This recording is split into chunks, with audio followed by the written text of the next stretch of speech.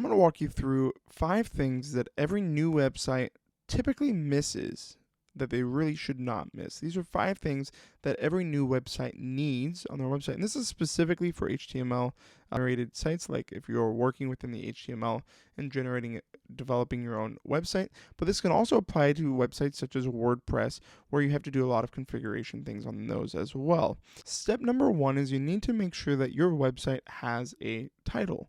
Now, as you can see in this website, we have a title.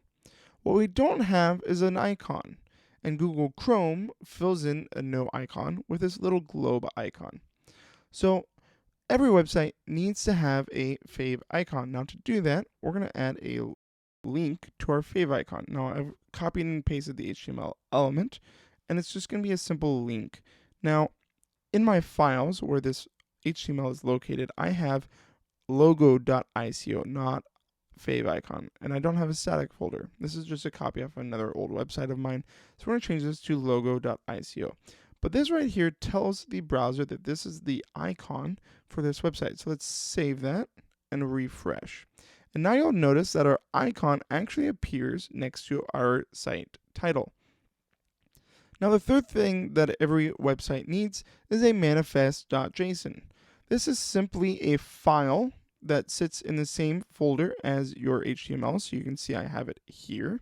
And I've already created this one, but what you want to include is a short name, a longer name, a more descriptive name, your icons. So I have a logo.ico, I have a PNG smaller logo, and I have a PNG larger logo. You can also include things such as your background color, your orientation, landscape or portrait, and a few other items. Every website should have this. Again, these are all to make your website more SEO friendly. The third thing that your website should have is a description in the metadata. Now to do that, we're going to add a meta tag. And we're going to add name equals description. So this is the description that we're going to add for the site. And the content equals our long description of the website. So I'm going to say this is the world's best collaborative to-do list. That's what this website's going to be developed into. And we're going to close off that HTML element. And now we have a meta description that Google's bots can crawl and scrape and knows what to display to the users. So this content here will be directly displayed. So if you go to Google, and I'll show you one of my other websites, Dev, you will see I have this content here. Now this content comes from my meta description. Okay, so all the things you see in here come from the website's meta description, all right? And if you don't include description, Google just kind of pulls what they think it should be off of your website, and that's not always ideal. In fact, on my Dev website, I think that's exactly what it's doing. I might have forgotten the meta description.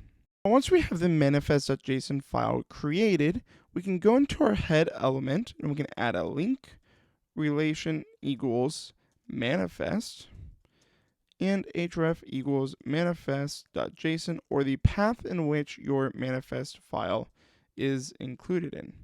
Now, when you save this, it's not going to really change a whole lot about what you see, but it changes what Google sees and it changes what other users see when they send or share your website with other people.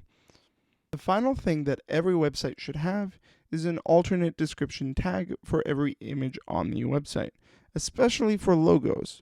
So for my main logo, I'm going to add an alt equals. Now this is SEO content. This is the description that Google is going to pull to try to help it determine what all is listed on your website.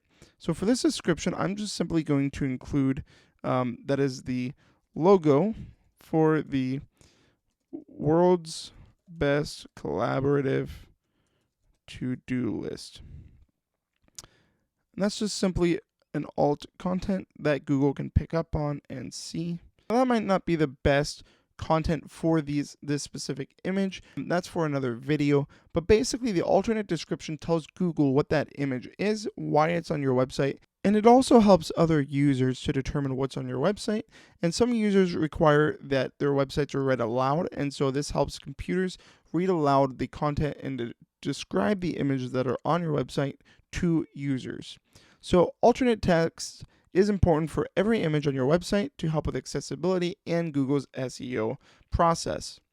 So the 5 tips: include a title in your website, include a favorite icon on your website so your website is branded. Third thing, include a manifest.json with a list of different icon options, an icon, some theme options, and elements like that. Fourth option, include a meta description tag to help Google SEO. And then fifth is include alternate text for your images for Google to display.